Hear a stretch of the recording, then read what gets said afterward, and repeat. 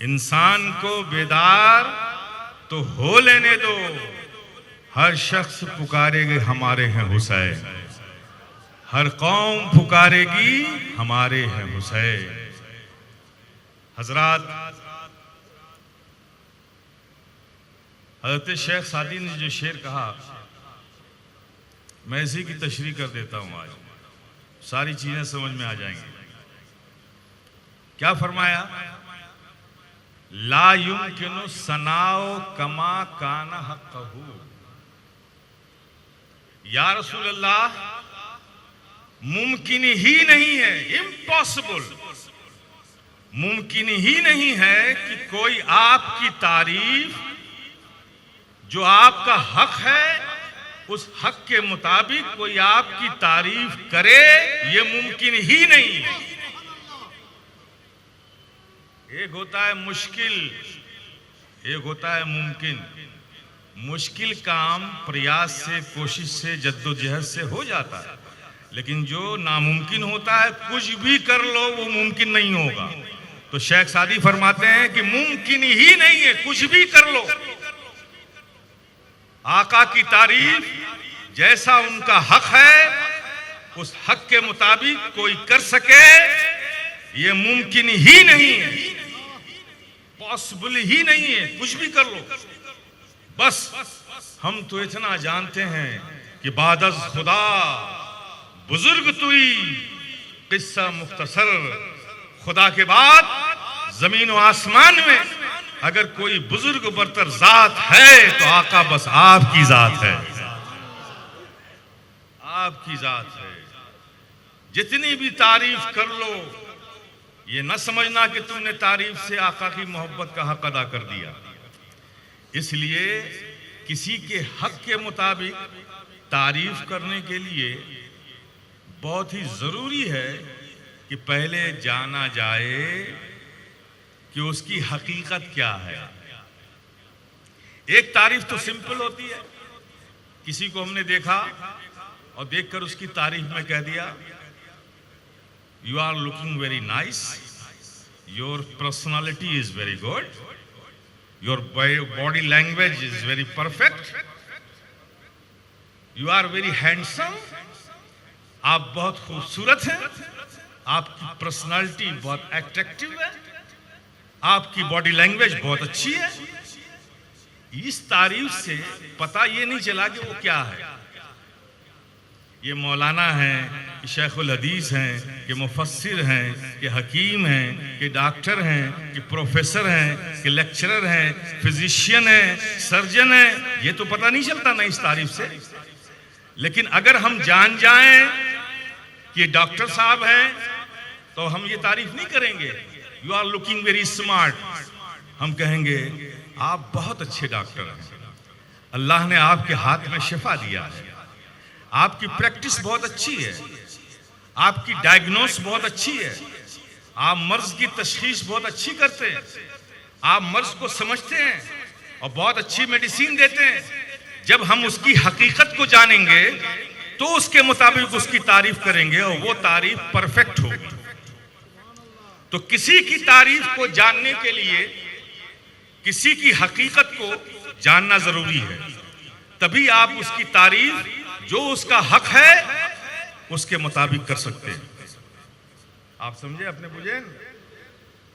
जब तक आप उसकी रियलिटी को, उसकी ओरिजिन को जानेंगे नहीं, तब तक आप उसकी तारीफ जो उसका हक है उसके मुताबिक नहीं कर सकते।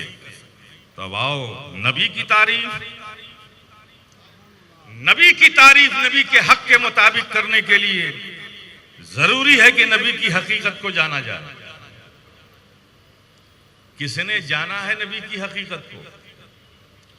कौन जानेगा नबी की हकीकत को? ख्याल आया था कि कोई जाने ना जाने, वो एक जो बचपन में नबी के साथ रहा, जो जवानी में नबी के साथ रहा, जो सफर में नबी के साथ रहा, जो गारे सौर में नबी के साथ रहा, जो हिजरत में नबी के साथ रहा, जो आखिरी आरामगाह में भी नबी के साथ होगा। कोई जाने न जाने, वो जरूर जानते होंगे नबी की हकीकत को। जो हर लम्हा नबी के साथ रहे, जिसे दुनिया अफजलुल बशर बादल अंबिया बित्तहकीक सैयदना अबू बकर सिद्दीक कहती है। कोई जाने न जाने, लेकिन अबू बकर सिद्दीक तो जानते होंगे। बचपने में नबी के साथ रहे, जवानी में नबी के साथ रहे, सफर में नबी के साथ रहे, गारे सौर में नबी के साथ रहे, हिजरत के अय्याम में नबी के साथ रहे, और आखिरी आरामगाह में भी नबी के साथ रहेंगे। ख्याल आया था कि कोई जाने न जाने, सिद्दीक अकबर तो जानते होंगे। लेकिन मेरे प्यारे, हमने देखा जब उन सिद्दीक अकबर से नबी को ये कहते सुना कि या अबा बकरिन लम यारफनी हकीकतन गैर रब्बी, ए अबू बकर तुम मेरे साथ बचपन में रहे जरूर ज्यादा हो, साथ में रहे हो, जवानी में साथ रहे हो, सफर में साथ रहे हो, गारे सौर में साथ रहे हो, आखिरी आरामगाह में भी साथ रहोगे, लेकिन ये साथ रहने से ये ना समझ लेना कि तुमने मेरी हकीकत को भी समझ लिया। ये किससे कह रहे हैं नबी? सिद्दीक अकबर से कह रहे हैं। कौन सिद्दीक अकबर?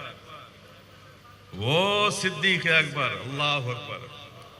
हज़रत उमर सैयदना उमर फारूक रज़ियल्लाहु ताला अन्हु इरशाद फरमाते हैं कि मैं पूरी जिंदगी, होल लाइफ ये कोशिश करता रहा कि नबी कुछ कहें और उस पर अमल सिद्दीक अकबर से पहले मैं कर लूं, लेकिन पूरी जिंदगी अबू बकर ने मुझे इसका मौका नहीं दिया। मैं जिंदगी भर कोशिश करता रहा। वो फरमाते हैं कि एक शब में इशा के बाद नबी मस्जिद नबी में सहाबा के साथ बैठे हुए थे, हम भी थे, सिद्दीक अकबर भी थे और दीगर सहाबा भी थे। तो नबी ने फरमाया, सुनो, जो मस्जिद में झाड़ू लगाए, आजकल तो मस्जिद में झाड़ू लगाने के लिए पैसा दे के उजरत पे आदमी रखते हैं ना हम, क्योंकि उसे काम बहुत छोटा समझते हैं। लेकिन सुनो मेरे प्यारे, आका ने क्या फरमाया है? फरमाया कि जो मस्जिद में झाड़ू लगाए और झाड़ू लगाने के बाद जो खाक, जो जर्रे खाक के जमा हों, तो अल्लाह पाक उस खाक की ढेर में जितने जर्रे हैं, हर जर्रे के बदले उसके अमाल में नेकियां लिख देता है। हर खाक के जर्रे के बदले उसके अमाल में नेकियां लिख देता है। सारे लोग अपने घर चले गए। उमर फारूक कहते हैं कि मैं भी घर चला गया, लेकिन ये इरादा लेकर गया कि आज ये काम सबसे पहले मैं करूं। तहज्जुद के वक्त लोग मस्जिद नबी में तशरीफ लाते थे। हज़रत सैयदना उमर फारूक कुछ पहले आ गए, क्योंकि इरादा था कि आज मैं ये काम करूंगा, नबी के इस हुक्म पर अमल मैं करूंगा। सबसे पहले चिराग बुझा दिया गया था, मामूल कर दिया गया था, मस्जिद नबी में अंधेरा था उस वक्त। हज़रत सैयदना उमर फारूक पहुंचे, दरवाजा खोला, अंदर गए। जैसे ही अंदर गए किसी से टकराए, धक्का लग गए। कि बोले, आप कौन? सामने से आवाज आई, आप कौन? आवाज से पहचान लिया, आवाज से पहचान लिया। फिर उमर फारूक फरमाते हैं, कह रहे मैं तो समझता था कि आज इस काम को मैं पहले करूंगा, इसलिए मैं पहले आया था। आप कब आ गए? आप कब आ गए घर से? तो सिद्दीक अकबर फरमाते हैं, मैं घर गया ही कब था? मैं घर गया ही कब था? वो सिद्दीक अकबर, अल्लाह अकबर, उस सिद्दीक अकबर से फरमाते हैं, या अबा बकर लम यारफनी हकीकतन गैर रब्बी, अबू बकर मेरी हकीकत को मेरे रब के सिवा किसी ने नहीं जाना। वो अबू बकर कि जब नबी मस्जिद नबी से निकलकर अपनी आराम गाह में अपने घर में जाते थे, तो सैयदना सिद्दीक अकबर साथ साथ जाते थे। नबी जब अपने घर के दरवाजे पर से अंदर चले जाते थे, तो सैयदना सिद्दीक अकबर घर नहीं जाते थे, नबी के दरवाजे की चौखट पे सर रखकर सो जाते थे, वहीं लेट जाते थे। कभी अपने रुखसार को, इस रुखसार को चौखट पे रखते थे, कभी करवट लेकर इस रुखसार को चौखट पे रखते थे। इस तरह से रात गुजारते थे और जैसे ही आहट होती थी उठकर खड़े हो जाते थे। नबी ने दरवाजा खोला, बाहर आए, फिर नबी के साथ साथ मस्जिद नबी में आते थे। यह सिद्दीक अकबर का मामूल था। अब पूछो सिद्दीक अकबर से कि सब आराम करने अपने घर जाते थे, आप नबी की चौखट पे सर रखकर सो जाते थे, क्या वजह है? तो सिद्दीक अकबर भी मुस्कुरा कर कहेंगे, अरे नादान, तू इश्क को क्या समझेगा, तू इस मकाम को क्या जानेगा। अरे अबू बकर के इश्क को ये गवारा ही नहीं है कि जब नबी घर के अंदर जाए तो नबी को आखिरी देखने वाला अबू बकर के सिवा कोई और हो, और जब नबी घर से बाहर आए तो नबी को अबू बकर के सिवा पहले देखने वाला कोई और हो।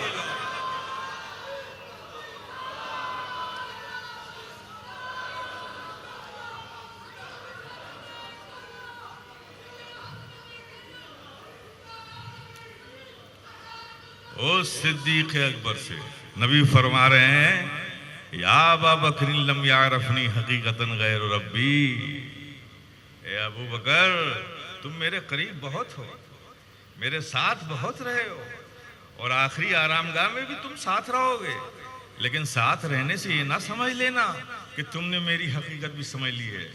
ए अबू बकर, मेरी हकीकत को सिर्फ मेरे रब ने जाना।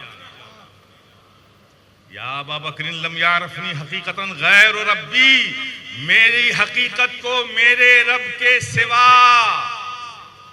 किसी ने नहीं जाना, यानी मेरी हकीकत को सिर्फ मेरा रब जानता है। रब के सिवा,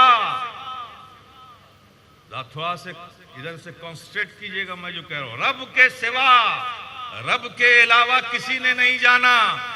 अब जरा रब के अलावा की एक लिस्ट बनाओ। आदम रब तो नहीं है, नबी है ना। हजरत आदम रब के सिवा, हजरत नूह रब के सिवा, हजरत शीश रब के सिवा, हजरत दाऊद रब के सिवा, हजरत जकरिया रब के सिवा, हजरत साले रब के सिवा, हजरत इब्राहिम रब के सिवा, हजरत इस्माइल रब के सिवा, हजरत ईसा रब के सिवा, हजरत मूसा रब के सिवा, हजरत यूसुफ रब के सिवा, हजरत सुलेमान रब के सिवा। इनमें से कोई रब तो नहीं है ना, सब रब के सिवा है ना। आका, हम आपकी बारगाह में अदब से हाजिरी देकर पूछते हैं, आका आप भी तो रब नहीं हैं, आप भी तो रब नहीं है, रब के सिवा हैं। कहना क्या चाहते हैं? यही तो कहना चाहता हूं कि मैं क्या हूं वो मैं भी नहीं जानता, वो सिर्फ रब जानता है। रब के सिवा किसी ने नहीं जाना। जिसकी हकीकत को रब के सिवा किसी ने नहीं जाना, उसकी हकीकत पर बात हो रही है। इतना और कितना, इतना और कितने भी बात हो रही है। अरे नादानो, जिसकी हकीकत को सिर्फ रब जानता हो, जितना रब ने हमें बता दिया उतना ही हम जानते हैं, वरना नबी की हकीकत क्या है? नबी फरमाते हैं वो मैं भी नहीं जानता, वो सिर्फ रब जानता। देखिए आप, मौला अली मुश्किल कुशा की बारगाह में आओ, हाजिरी दे ले, जिनके लख्त जिगर का जिक्र इंशाअल्लाह कल होगा। ये मौला अली शेर खुदा, जिनकी तलवार को जुल्फ़कार हैदरी कहते हैं। अब ये तलवार तो लोहे का एक टुकड़ा है ना, लेकिन ये जुल्फ़कार हैदरी बनी तो इसने अपनी आदत छोड़ दी। कभी आपने किसी लोहे के टुकड़े को बोलते हुए देखा है क्या? लेकिन जब ये जुल्फ़कार हैदरी मौला अली की हाथ में आती थी तो मौला अली से पूछती थी, किस काफिर की गर्दन काटनी है, इजाजत दें। बात करती थी ये जुल्फ़कार हैदरी। वो मौला अली पैदा हुए, दुनिया में तशरीफ लाए। कहां पैदा हुए? मक्के शरीफ में पैदा हुए, काबे में पैदा हुए, काबे में पैदा हुए। सारे खानदान बनु हाशिम के लोग आए। आपके यहाँ भी रिवाज है कि बच्चों को गोद में लेके प्यार करते हैं, मुबारकबाद देते हैं ना भाई, कोई बच्चा पैदा होता है। सारे खानदान बनु हाशिम के लोग आए, मौला अली को गोद में उठाया, प्यार किया, मुबारकबाद दी। चेहरे की तरफ देखा, आंखें बंद, बच्चा आंख नहीं खोल रहा है। सदमा लगा कि शायद बच्चा अंधा है। चले गए। दूसरे आए, उन्होंने भी उठाया, मुबारकबाद दी। उनको भी सदमा आया कि बच्चा आंख खोलता नहीं, इसका मतलब बच्चा देख नहीं सकता। एक के बाद एक आते गए, जाते गए। सबको ये दुख रहा कि चलो भाई, अबू तालिब के घर में बच्चा तो पैदा हुआ है, लेकिन वो आंख से देख नहीं सकता, आंख नहीं खोलता। ये गम लेकर सब जाते रहे। आखिर में रसूल रहमत, आकाए नेमत सल्लल्लाहु ताला अलैहि वसल्लम तशरीफ लाते हैं और अली को गोद में लेते हैं। जैसे ही अली को गोद में लिया, पट से आंखें खोल दी, पट से आंखें खोल दी। अब पूछो अली से, इतनी गोदों में आप गए, आपने आंखें नहीं खोली, आपको कैसे पता चला कि ये गोद औरों की नहीं है, ये गोद रसूल रहमत की है? ऐसे मौला अली नबी की गोद में जाते हैं, आंखें खोल देते हैं, रसूल रहमत को देखते हैं। जब लोगों ने पूछा तो आलम ख्याल में अली ने जवाब दिया कि सुन, अली दुनिया में आया है, काबे में पैदा जरूर हुआ है, लेकिन अली ने भी ये अज़्म कर रखा था कि काबे को बाद में देखेंगे, जाने काबा को पहले देखेंगे। जाने काबा को पहले देखेंगे। आंखें खोल दी अली ने, नबी के चेहरे मुबारक को देखा। नबी ने अपना लुआब दहन निकाला, अली के मुंह में डाला। एक खुशी की आवाज हर तरफ फैल गई कि जिसे हम अंधा समझते थे वो तो बीना है। इस राज को कोई न समझ सका कि अली ने आंखें क्यों बंद कर रखी हैं। उन्हें तो मुस्तफ़ा जाने रहमत का इंतजार था कि वो जब आए तो पहले उनको देखूं दुनिया में आने के बाद। ऐसे अली, ऐसे अली। वो अली जब काबे में फतेह मक्का के बाद सारे लोग मक्के में आए, फतेह नुसरत का झंडा लिए हुए हाथों में, ऐलान कर दिया गया कि किसी पर जुल्म ना किया जाए, जो तुमसे न लड़े उससे न लड़ा जाए, पेड़ न काटे जाएं, बच्चों को न सताया जाए, जो सरेंडर कर दे उसके साथ जुल्म ना किया जाए। सुफियान, अबू सुफियान के घर में जो लोग हैं उन्हें पनाह दी जाती है, उनको कुछ ना किया जाए। ये ऐलानात हो गए। सब काबे के सामने पहुंचे, सारे सहाबा खड़े हुए, सीढ़ी लाई गई, आका उस पर चढ़े, बाबे काबा के ऊपर पहुंचे, पलट कर देखा सारे सहाबा को, अली की तरफ फरमाया, अली इधर आओ। अली को बुलाया, तुम मेरे साथ आओ, तुम मेरे साथ आओ। अली पीछे पीछे गए। अब काबे के अंदर कौन है? नबी हैं और अली हैं।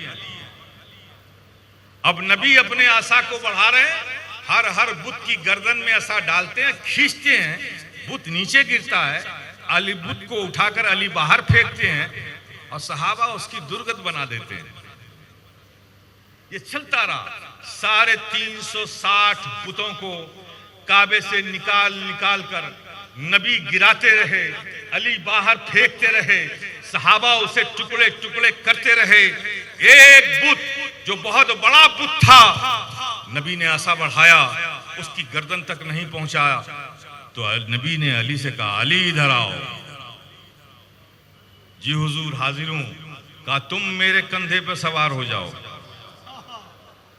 अली ने कहा, हुजूर मैं और आपके कंधे पर? आप मेरे कंधे पर सवार हो जाइए और मैं आपको उठाता हूं। नबी मुस्कुराए।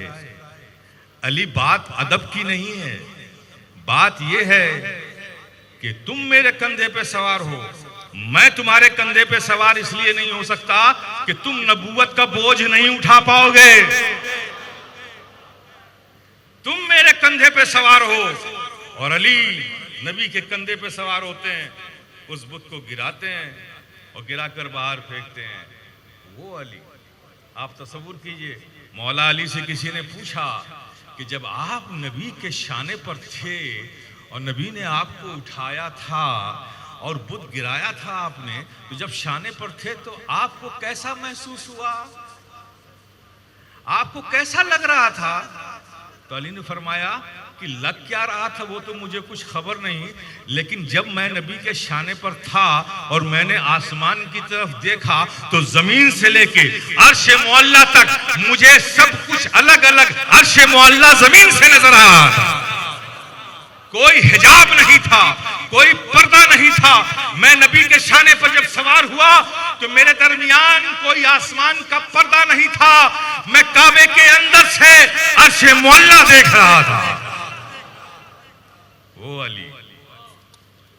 वो अली जो हिजरत की रात जब काफिरों ने एक पैक्ट किया कि इस्लाम को अब सियासत से, तदबीर से, दलील से, किसी चीज से रोका नहीं जा सकता, तो एक ही चीज है, पैगंबर इस्लाम को शहीद कर दो, माज़अल्लाह सद माज़अल्लाह, इस्लाम खुद ब खुद खत्म हो जाएगा। इस पर इत्तेफाक किया और सारे अलग अलग कबीले से नौजवानों को इकट्ठा किया गया। उनसे कहा गया अगर तुम ये काम करोगे तो तुम्हें सुर्ख ऊंटें दी जाएंगी, इतने हजार अशरफियां दी जाएंगी। हर कबीले से दो दो नौजवानों को लिया गया और ये कहा गया कि अपने टारगेट को अचीव करो और नबी पाक सल्लल्लाहु अलैहि वसल्लम को शहीद कर दो। ये उनका आज़म था। उन लोगों ने इरादा किया और रात में अपने घरों से निकले। उस दिन नबी जिस घर में थे उस घर में सिर्फ दो ही थे, एक नबी थे, एक अली थे। उस दिन भी दो ही थे, नबी थे और अली थे। आराम कर रहे थे। जिब्रील अमी आए और इन कुफारान कुरैश ने उस घर का मुहासरा कर लिया, घेर लिया उसे और वेट करने लगे कि थोड़ा और रात हो जाए, सारे लोग गहरी नींद में आ जाएं, सो जाएं, तब हम लोग घर के अंदर घुसें और अपने टारगेट को अचीव करें। इसलिए वो इंतजार कर रहे थे। इंतजार करते करते खुद उन्हें नींद आ गई। रब ने उनके जहन पे गफलत डाल दिया, वो खुद सो गए। जिब्रील अमी आए आका की बारगाह में, या रसूलल्लाह, अरे जिब्रील इस वक्त क्या बात है? कहा बहुत जरूरी काम है। बताओ जिब्रील क्या बात है? कहा अल्लाह ने मुझे भेजा है और फरमाया कि आप फौरन हिजरत कीजिए, आपको इसी वक्त यहाँ से निकलना है। दुश्मनों के इरादे नेक नहीं है, उन्होंने आपके घरों का मुहासरा कर रखा है, घेर रखा है, किसी वक्त भी आपको नुकसान पहुंचा सकते हैं, तो आप घर से निकलिए। नबी उठे, अली को उठाया, अली उठो, या रसूलल्लाह क्या बात है?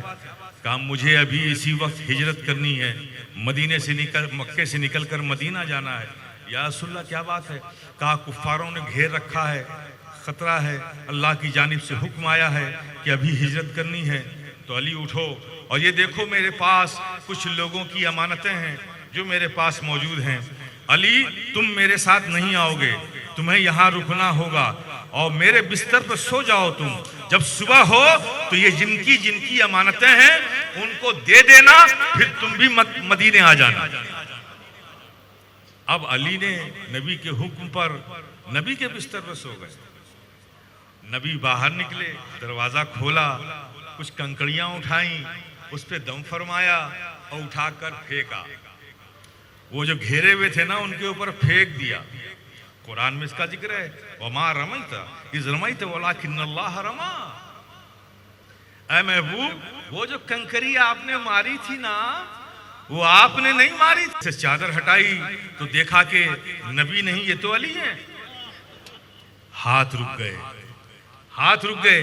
नबी कहाँ है? तलाश किया, पता नहीं नबी कहाँ, वो तो हिजरत कर गए। ये वाकया मशहूर है, आपने सुना है ना।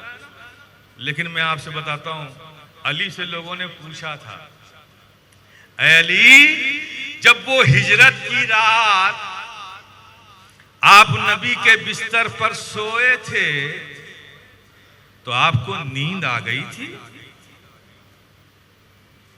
क्योंकि उस दिन की वो रात और वो नबी का बिस्तर तो खतरे से भरा हुआ था। अरे दुश्मन नबी समझ के आपको कत्ल कर सकता था और कर भी रहा था, इरादा भी कर चुका था। तो वो बिस्तर तो उस दिन खतरों से भरा हुआ बिस्तर था। क्या उस रात में आपको नबी के बिस्तर पर नींद आ गई थी? अली फरमाते हैं, सुनो मेरे प्यारे, अली फरमाते हैं खुदा की कसम जिसके कब्जे कुदरत में अली की जान है, अली उस रात जितनी गहरी नींद सोया, अली को पूरी जिंदगी उतनी गहरी नींद नहीं आई। अली पूरी जिंदगी उतनी गहरी नींद नहीं सोया। अल्लाह अकबर। कहा क्या आपको पता नहीं था कितना खतरा है? हाँ मुझे पता है खतरा है, खदशा था कि शायद मेरे साथ भी हादसा हो सकता है। कहा फिर भी नींद आ गई? कहा हाँ नींद आ गई। कहा वो कैसे? कहा इसलिए कि अली जब रोज सोता था तो यकीन नहीं होता था कि उसकी सुबह जिंदगी के साथ होगी कि नहीं होगी। जिंदगी के साथ सुबह होती थी, अल्लाह का फल था कि अल्लाह जिंदगी अता कर देता था। लेकिन उस रात जब अली नबी के बिस्तर पर सोया तो पूरे यकीन के साथ सोया कि अली को कुछ नहीं हो सकता है, इसलिए कि अली की जिंदगी की जमानत जब नबी ने ले ली हो तो अली की जिंदगी को कोई खतरा नहीं हो सकता। क्योंकि अगर अली शहीद हो गया तो ये अमानत कौन बांटेगा? अमानत का जिम्मेदार बनाया है नबी ने, तो अली को कुछ नहीं हो सकता। मेरे प्यारे उस अली से नबी कह रहे हैं, उस अली से नबी कह रहे हैं। नबी इधर से आ रहे हैं, अली इधर से आ रहे हैं, सामना हुआ, बादब होकर अली खड़े हो गए। नबी मुस्कुराए, अली से पूछते हैं, ऐ अली तुमने मोहम्मदुर रसूलुल्लाह को कभी देखा है? आंखें खोली तो नबी का रूए ज़ेबा देखा। काबे से बुत हटाए गए तो नबी के शाने पर थे। बिस्तरे नबी पे हिजरत की रात लेटने वाले से नबी पूछ रहे हैं कि तुमने रसूल को कभी, मोहम्मद रसूलुल्लाह को तुमने कभी देखा है? मतलब क्या? कि अली तुमने जो देखा है वो मेरी हकीकत नहीं, और जो मेरी हकीकत है वो कोई नहीं जानता, वो तो सिर्फ रब जानता है, वो तो सिर्फ रब जानता है। मेरे प्यारे अल्लाह अकबर। ऐसे अजीम शख्सियात का हम जिक्र करने यहाँ हाजिर आए हैं। इंशाअल्लाह मौला ताला अब यहीं से आगे मैं शहादत का बयान करूँगा। ये वो घराना है, ये वो घराना है जिसके बारे में कुरान की आयत सूरह शूरा 25वें पारे में अल्लाह ने कहा, ऐ महबूब मैं तबलीग रिसालत के बदले कह दो इनसे महबूब कि मैं तबलीग रिसालत के बदले तुमसे कुछ नहीं मांगता, सिर्फ अपने अकरबा की मोहब्बत मांगता हूँ। अकरबा की, अपने अकरबा की जो मुझसे करीब हैं, कुर्बत वाले हैं, उनकी मैं मोहब्बत मांगता हूँ। रिसालत, तबलीग रिसालत के एवज मैं तुमसे कुछ नहीं तलब करता। ये कौन कह रहा? रब कह रहा है। कुल ऐ महबूब आप इनसे कह दो कि मैं तबलीग रिसालत के बदले में तुमसे कुछ नहीं चाहता। अरे चाहने की बात तो छोड़ो, मैं एक्सपेक्ट भी नहीं करता तुमसे कि तुम मुझे कुछ दो, लेकिन हाँ अल्लाह फरमाता है कि कहिए इनसे, कह दीजिए इनसे कि मैं अपने अकरबा की मोहब्बत चाहता हूँ। अब इसमें कुर्बा का लफ्ज आया। अब्दुल्ला इब्न अब्बास रज़ियल्लाहु ताला अन्हु इरशाद फरमाते हैं कि जब ये आयत नाजिल हुई तो कुछ सहाबा नबी की बारगाह में हाजिर हुए। पूछा, या रसूलल्लाह इसमें कहीं भी ये तो नहीं है कि वो अकरबा कौन है? इसमें कोई लिस्ट तो नहीं दी गई है कि किससे मोहब्बत करने की बात? जो करीब हैं, जो कराबतदार हैं, जो आपसे सबसे ज़्यादा करीब हैं, उनसे मोहब्बत की बात आप कर रहे हैं, तो वो लोग हैं कौन? इस अकरबा में तो कोई लिस्ट नहीं है। तो मेरे प्यारे आका फरमाते हैं, जिसे तफसीर जलालैन शरीफ में हज़रत स्यूती ने, हज़रत महल्ली ने भी नकल किया है, जिसे हज़रत तफसीर मदारिक में, तफसीर सावी में हज़रत सावी ने नकल किया है, तफसीर कबीर में हज़रत इमाम राजी ने नकल किया है। हज़रत अब्दुल्ला इब्न अब्बास फरमाते हैं कि नबी ने फरमाया, यह अकरबा से मुराद कौन है? अलीयुन व फातिमा व वलदहुमा। ये अकरबा से मुराद अली हैं, फातिमा हैं और इनके दोनों बच्चे हैं, इनके दोनों बच्चे हैं। मेरे प्यारे इसी वाक़े को, अब्दुल्ला इब्न अब्बास की इस रिवायत को अनवार मोहम्मदिया में हज़रत यूसुफ इस्माइल इब्न नबहानी ने, जो बैरूत के चीफ जस्टिस थे और जामे अजहर के ग्रेट स्कॉलर थे, उन्होंने अपनी किताब अनवार मुहम्मदिया में ये लिखा है, हज़रत अब्दुल्ला इब्न अब्बास की इस रिवायत को नकल करते हुए, इस रिवायत की रोशनी पर मैं कहता हूं कि अहले बैत से मोहब्बत करना हर मुसलमान पर फर्ज है। वो मोमिन ही नहीं हो सकता जो अहले बैत की मोहब्बत से जिसके दिल खाली हो। हज़रत अल्लामा यूसुफ इस्माइल बहानी ने अनवार मुहम्मदिया में से नकल किया है। मेरे प्यारे, आप सब और हम सब मुश्तरका तौर पर खुश नसीब हैं कि ये महफिल हम करते हैं, महफिल सजाते हैं, ज़िक्र इमाम आली मकाम करते हैं, ज़िक्र अहले बैत करते हैं। ये हमारी मुश्तरका खुश नसीबी है। मेरे प्यारे, अल्लाह पाक इस महफिल को हमेशा आबाद और शाद रखे, हमेशा इसकी बरकतें हम सब के नसीब में आती रहें। और ख़ुसूसी तौर पर इस महफिल के, जहाँ तक मेरा इल्म है, जो फाउंडर थे हज़रत अल्लामा जलालुद्दीन क़ादरी साहब की बिला अलैहि रहमा, जो आज हमारे बीच तो नहीं है लेकिन उनकी यादें ज़रूर हैं, उनकी यादें ज़रूर हैं। यकीनन उनका काम, उनकी ज़िंदगी, उनकी खिदमात कम से कम चिटगांग का सुन्नी मुसलमान तो कभी भुला नहीं सकता। इस आसपास के अतराफ का कोई सुन्नी मुसलमान नहीं भुला सकता। और उनके साथ साथ उनके दस्तबाजू बने हमारे जनाब सूफ़ी मिज़ानुर रहमान साहब, जिन्हें हम सूफ़ी मिल्लत कहते हैं, वो उनके दस्तबाजू बने और आप जैसे अहले मोहब्बत साथ में जुड़े। इस महफिल का इनेकाद उनकी ज़िंदगी में शुरू हुआ, आज भी कायम है और अल्लाह पाक इसे सुबह क़यामत तक हमारी नस्लों के ज़रिए कायम व दायम रखे।